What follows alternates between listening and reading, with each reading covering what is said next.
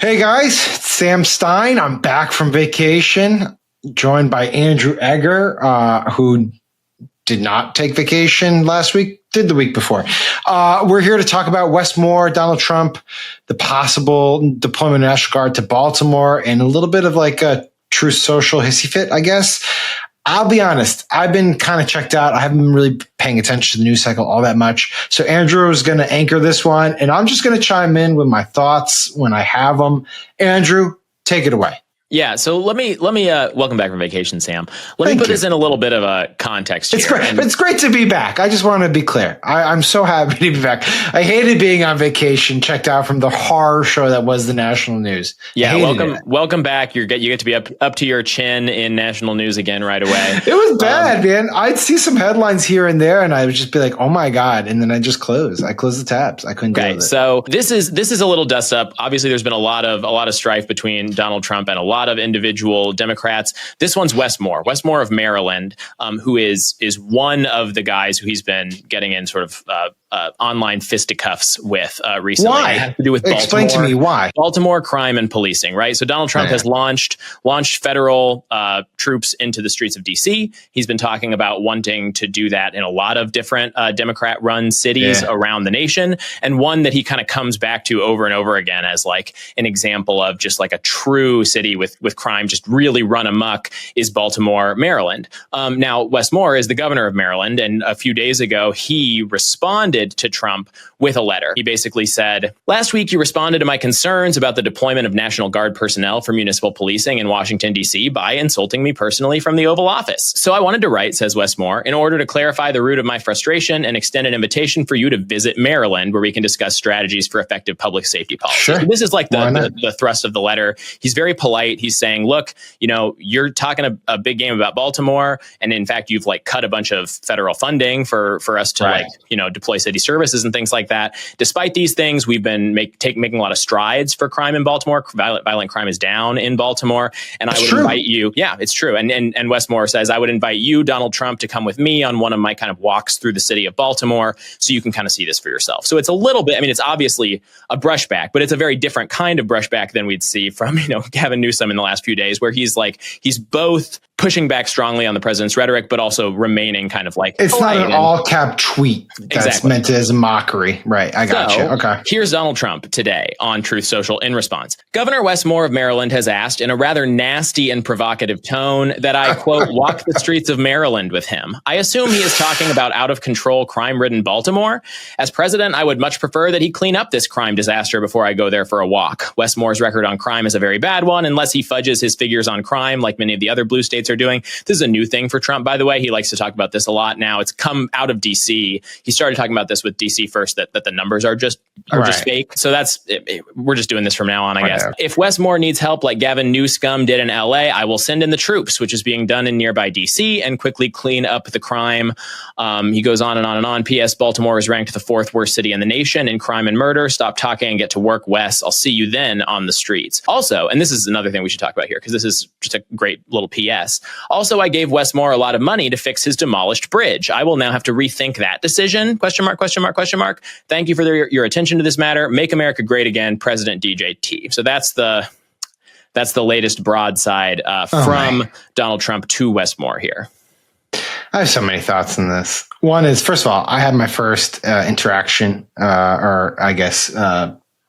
my first view of the outsized military and National Guard presence in D.C. today. I brought my kid down to the mall, and there was I don't know who was, military, National Guard, whatever. A couple guys just patrolling, walking on the mall, looking bored, honestly, but that's neither here nor there. In respect to this, Trump, who is like the king of the churlish insults, getting offended that Wes Moore wrote this fairly anodyne letter is hilarious and ridiculous. Two is like, that's not his money to take back. I know he's going to do it anyway. He'll do it and whatever. But like, that's not his money. Congress appropriated that money for the Francis Scott Key Bridge. President Trump signed it into law. You don't, normal world. President Biden signed it into law. Biden signed it happened before Trump even got in, which is what makes it even crazier. Yeah. It's crazier. Whatever. You don't, in a normal world, you don't rescind that money. And I wish the Supreme Court would just kind of like, settle this once and for all. Be like, you can't do that, but whatever. Here we are. He's acting like a child and saying, I'm going to take back your bridge funds. But what good would that do, Trump? I mean, you're going to actually hamper economic activity on the Eastern Seaboard because you didn't like Wes Moore's letter? That's what's so, I mean, that's one of the things, one of the 25 things. This is all, I know, this is all a sideshow. Because what's really happening here is he's threatening to, send military into major U.S. cities. I mean, it's funny. I was talking with someone about this history. I don't know if I remember when this happened with DC, and I don't know if you felt the same way. And Bill Crystal, our colleague, was very early on being like, this is bad. Like this, I know people are trying to find some silver linings and maybe wait to see what happens. But like Bill was just like, this is bad. And this is not just like borderline fascistic. It's like a playbook from a fascistic playbook. And I remember in the moment being like, is Bill maybe Bill's overstating it a little bit. Bill was right. I honestly have come to the belief that Bill was right. And like the idea that they're going to send the military into Chicago, into Baltimore is crazy.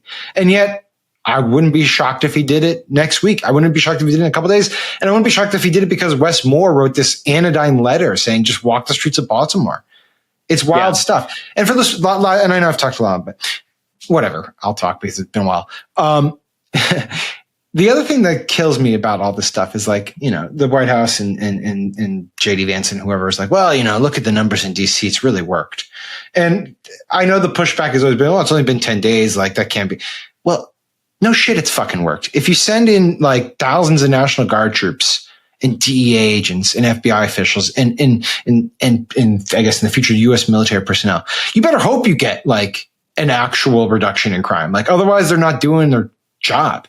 But that doesn't mean it's worth it. That doesn't mean it's constitutional. That doesn't mean that it doesn't have adverse effects. I mean, DC businesses are suffering right now.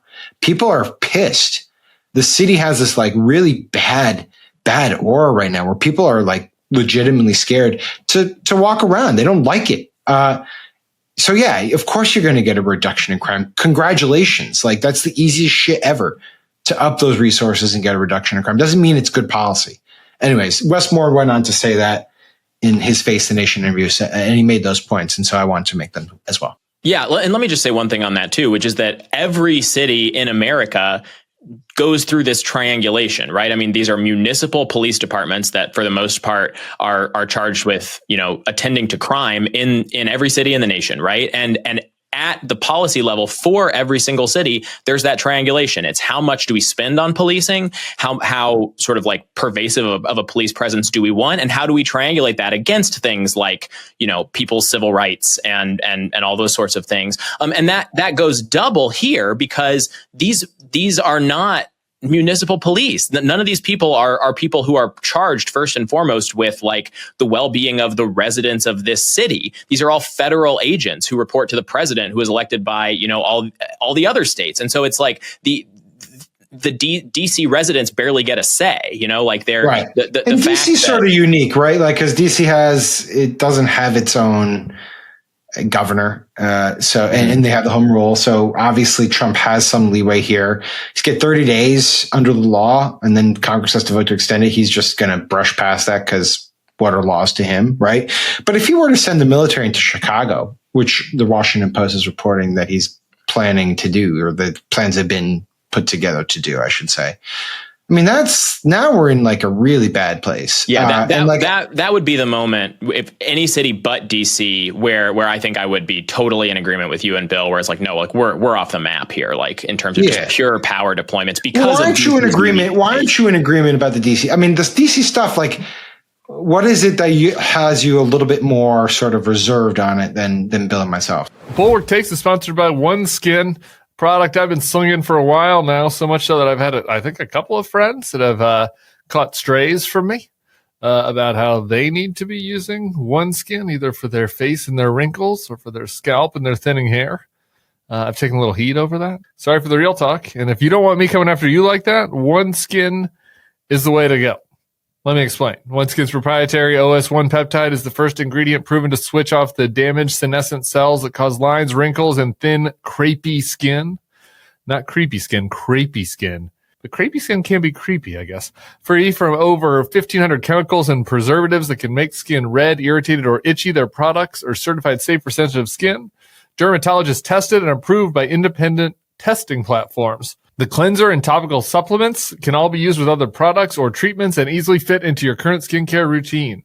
OneSkin is the world's first skin longevity company. By focusing on the cellular aspects of aging, OneSkin keeps your skin looking and acting younger for longer.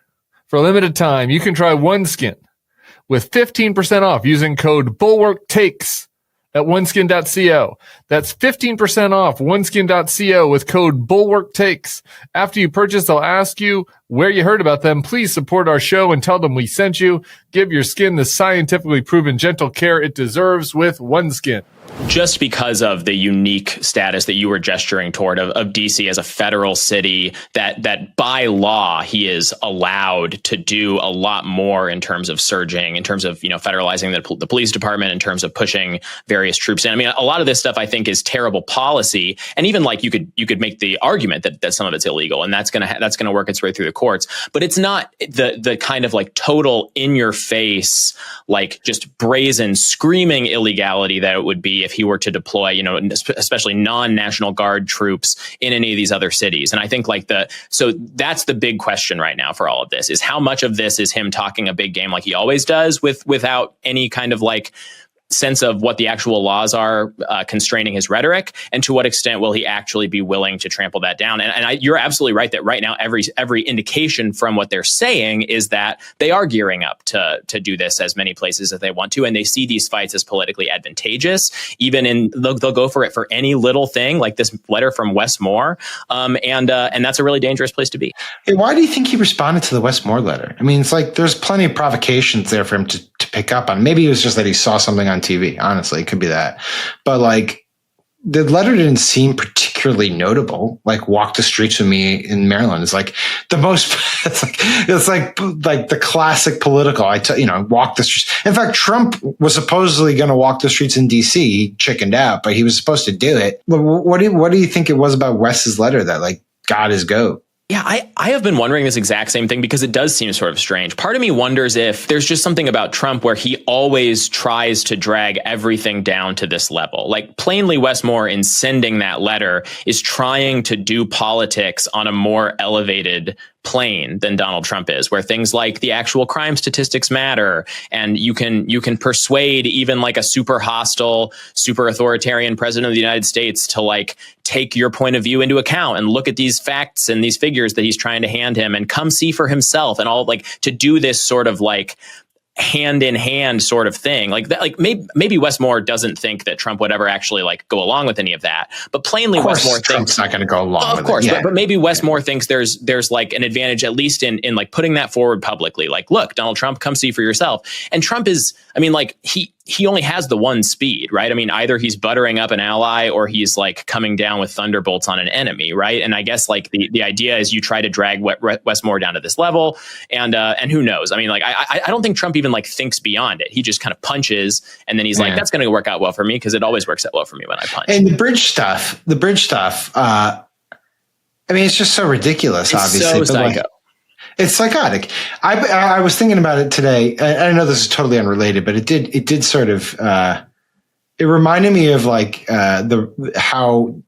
with the Chevron doctrine, and how conservatives forever were like, well, we should, take away the ability of the executive agencies to interpret the laws and how they spend the money, because that's just giving too much power to these executive agencies to like basically interpret congressional statutes. And then suddenly Trump's just basically saying, you know what, this bridge money you passed, fuck it. I'll have the Department of Transportation cancel it, like whatever. And not a peep. I'm sure there's not going to be a fucking peep about it. It's just the way it is. But I don't know. For some reason, I was thinking about Chevron doctrine today. I don't know.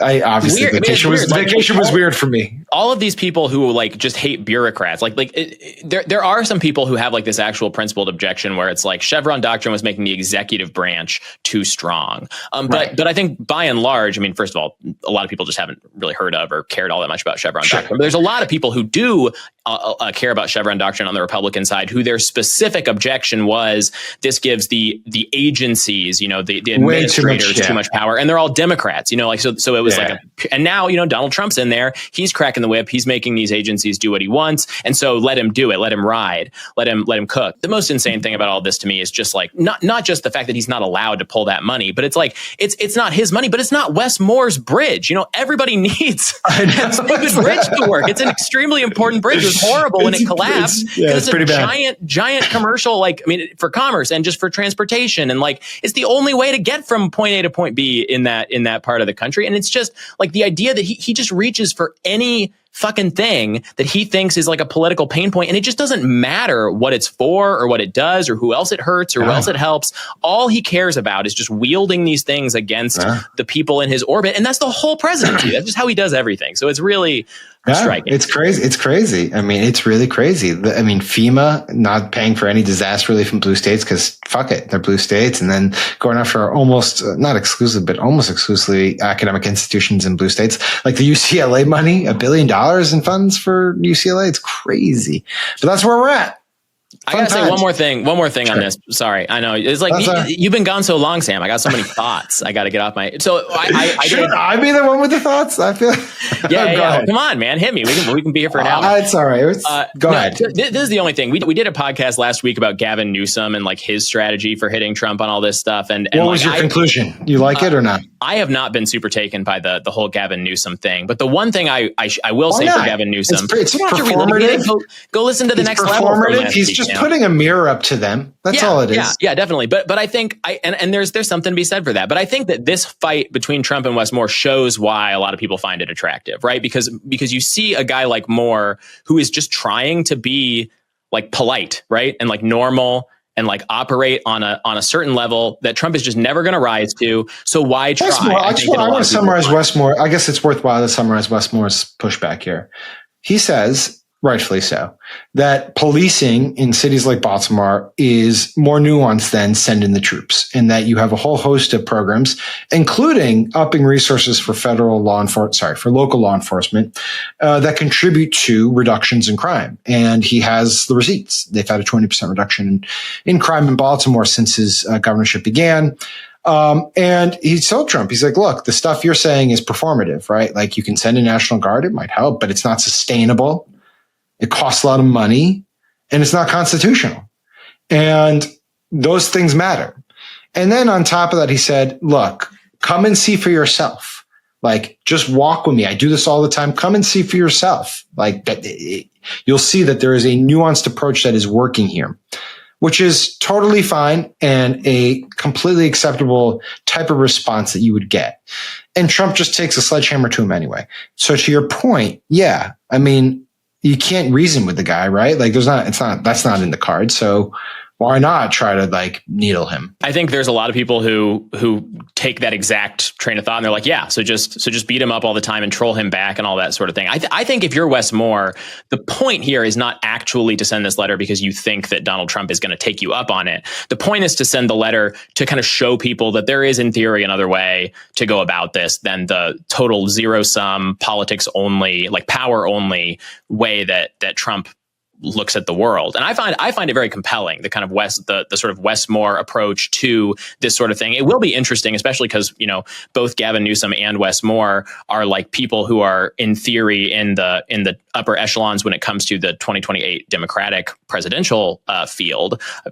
Horrible as it is for me to even talk about that right now. It's a little early. But it's two very different approaches to the same problem of this horrible pig man that we have as president. And it will be interesting to see as they kind of continue to develop these. All right, man. Well, it's good to be back, I think. I'm not totally sure yet. I'm trying to figure it out. Honestly, it's jarring to come back into it, and it's going to be an adjustment for me. But I'm glad we did this. Andrew Egger, author of Morning Shots, myself, Sam Stein, managing editor of The Bulwark. Thank you guys for tuning in. Subscribe to the feed. Really appreciate it, and I'll talk to you soon.